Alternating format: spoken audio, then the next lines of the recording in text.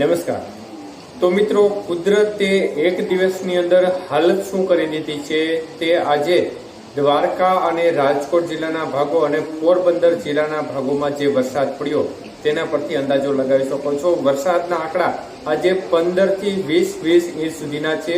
ત્યારે ઉપલેટાનું લાઠ ગામના દ્રશ્યો મારી સ્ક્રીન પાછળ છે, તેમાં પણ અત્યંત રૌદ્ર સ્વરૂપ સાથે મેઘતાંડવ થયું છે। 2 કલાકની અંદર 12 ઇંચ જેટલો ભયંકર વરસાદ પડ્યો છે। તો દ્વારકાના માલેતામાં 3 કલાકની અંદર 15 ઇંચ જેટલો વરસાદ પડ્યો છે અને ફરી એકવાર દ્વારકાના મંદિર ઉપર વીજળી પડ્યા હોવાના સમાચાર સામે આવી રહ્યા છે। તો કુદરતે રીતસરનો કહેર વર્તાવ્યો છે। આ પટ્ટાને રીતસરનો ધોયો હોય તે પ્રકારે આગાહી આપણે સવારે જણાવ્યું હતું કે ગીર સોમનાથથી દ્વારકા પટ્ટો આજે પણ ટાર્ગેટમાં રહેશે।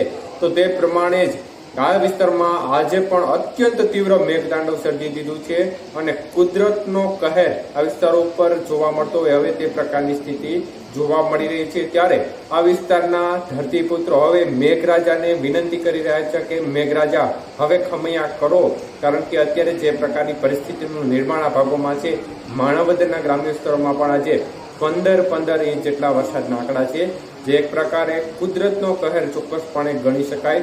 અને આ વિસ્તાર ઉપર પહેલાથી જ ભગવાન મન મૂકીને વરસી રહ્યા હોય તે પ્રકારે વરસાદ પડ્યો છે અને એક પ્રકારે તીવ્ર મેઘતાંડવ સર્જી દીધું છે। આજે એક પ્રકારનું ભીષણ તાંડવ આજે જોવા મળ્યું હતું અને ભયંકર અત્યંત રૌદ્ર વરસાદ પડ્યો હતો, જેવો વરસાદ આપણે કલ્પના પણ ના કરી શકીએ તે પ્રકારનો વરસાદ આજે આ ભાગોમાં જોવા મળ્યો છે।